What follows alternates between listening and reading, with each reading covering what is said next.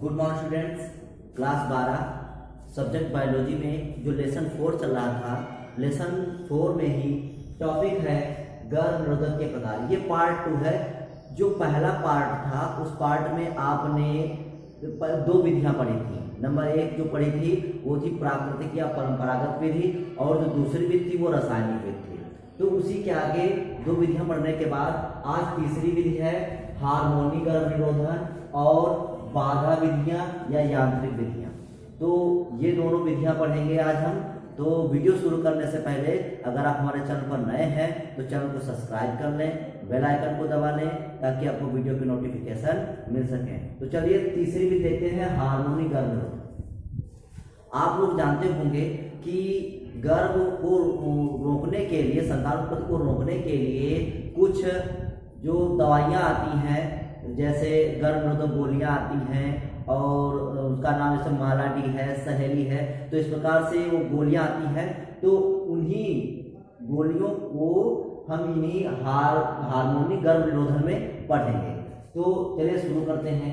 तो इसमें ऐसे हार्मोन की गोलियां खाई जाती हैं जो गर्भधारण में हस्तक्षेप करते हैं। मतलब जो ये विधि है, तो इस विधि में ऐसी टैबलेट्स आती हैं, ऐसी गोलियां आती हैं जो क्या करती हैं, गर्भधारण में हस्तक्षेप उत्पन्न करती हैं। स्त्रियों के लिए ऐसी गोलियों में प्रोजेस्टेरॉन अधिक व एस्ट्रोजन कम मात्रा में होता है, क्योंकि जो ये गोलियां होती हैं इन गोलियों में हार्मोन होता है। और वो जो हार्मोन होता है वो हार्मोन, क्योंकि आप लोगों को पता है कि जब गर्भधारण किया जाता है तो उसके लिए विभिन्न प्रकार के हार्मोन की आवश्यकता होती है। अगर वो हार्मोन की मात्रा बहुत ही कम या ज़्यादा या अनियमित हो जाएगी, तो जब हार्मोन की मात्रा कम या ज़्यादा या अनियमित हो जाएगी तो हार्मोन की मात्रा अनियमित होने की वजह से गर्भधारण नहीं होगा। तो इन गोलियों का भी यही काम होता है, ये हार्मोन की जो मात्रा होती है उसको अनियमित कर देती है, जिससे गर्भधारण नहीं होता। तो होता क्या है देख लेते हैं कि स्त्रियों के लिए ऐसी गोलियों में, जो स्त्रियां ये गोलियां खाती हैं, ऐसी गोलियों में प्रोजेस्टेरॉन अधिक व एस्ट्रोजन कम मात्रा में होता है। क्या होता है इनमें प्रोजेस्टेरॉन अधिक मात्रा में और एस्ट्रोजन कम मात्रा में होता है, क्योंकि गर्भधारण के लिए इन दो हार्मोन का संतुलित होना आवश्यक होता है। कौन कौन दो हार्मोन? प्रोजेस्टेरॉन और एस्ट्रोजन। तो जब प्रोजेस्टेरॉन और एस्ट्रोजन की मात्रा जब असंतुलित हो जाएगी, अर्थात प्रोजेस्टेरॉन अधिक और एस्ट्रोजन जब कम मात्रा में हो जाता है, तब क्या होता है, तो इन हार्मोन के कारण पिट्यूटरी ग्रंथि के उन हार्मोन का स्राव बहुत घट जाता है जो अंडाशयों को सक्रिय करते हैं। मतलब जब ये टैबलेट खाई गई तो उस टैबलेट में प्रोजेस्टेरॉन और एस्ट्रोजन होता है। ये प्रोजेस्टेरॉन और एस्ट्रोजन जो हार्मोन होता है, ये पिट्यूटरी ग्रंथि, जिसको पीयूष ग्रंथि या मास्टर ग्रंथि भी बोलते हैं, तो ये पिट्यूटरी ग्रंथि से जो हार्मोन स्रावित होता है, पिट्यूटरी ग्रंथि से जो हार्मोन स्रावित होता है, जो अंडाशय अर्थात जो ओवरी को एक्टिव करता है जाकर, तो इन हार्मोन के कारण जो होता है वो अंडाशयों को एक्टिव नहीं कर पाता। क्यों नहीं कर पाता? क्योंकि ये पिट्यूटरी ग्रंथि से स्रावित वाले हार्मोन, जो पिट्यूटरी ग्रंथि से हार्मोन जो स्रावित होते हैं, उनकी मात्रा को कम कर देते हैं। तो आजकल प्रोजेस्टेरॉन जैसे एक पदार्थ डोपो-प्रोवेरा, क्या कहते हैं इसे, एक पदार्थ होता है डोपो-प्रोवेरा। तो जो डोपो-प्रोवेरा पदार्थ है, तो इस पदार्थ के इंजेक्शन आते हैं, ठीक। तो इसमें भी क्या होता है, इसमें भी हार्मोन होता है। तो जो डोपो-प्रोवेरा हार्मोन के इंजेक्शन है, तो ये इंजेक्शन जो दिया जाता है महिलाओं को, ये 3 माह तक प्रभावी रहता है। इस इंजेक्शन के द्वारा जो होता है 3 माह तक गर्भधारण करने की क्षमता नहीं रहती है। पुरुषों के लिए अभी तक किसी भी संतोषजनक गर्भ निरोधक गोली का आविष्कार नहीं हो पाया है।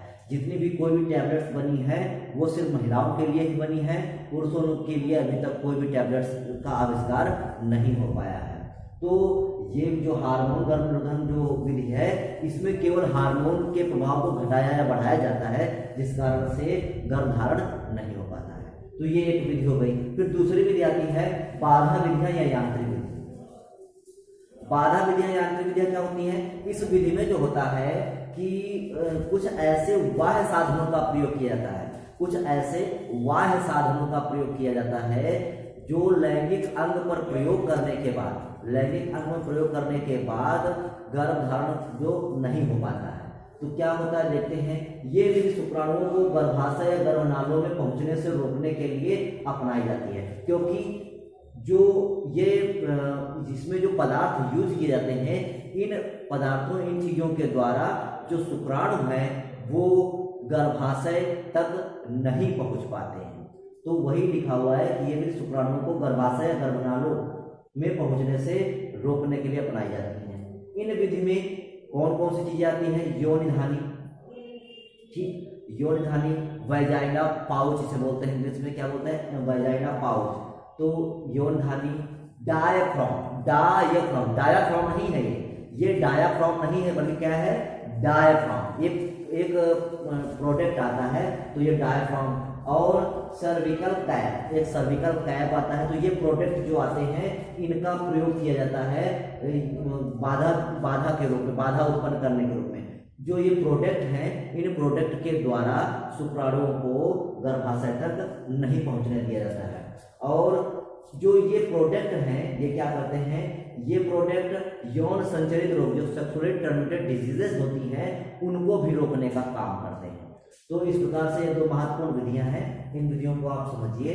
अगर फिर भी आपको कोई वर्ड समझ में नहीं आता है तो आप कमेंट करके पूछ लीजिएगा। तो आज के लिए बस इतना ही। कल फिर जो नेक्स्ट विधियां बची हैं वो कल फिर नेक्स्ट वीडियो बताएंगे, वो पार्ट 3 होगा। तो आज के लिए बस इतना ही। तो थैंक यू।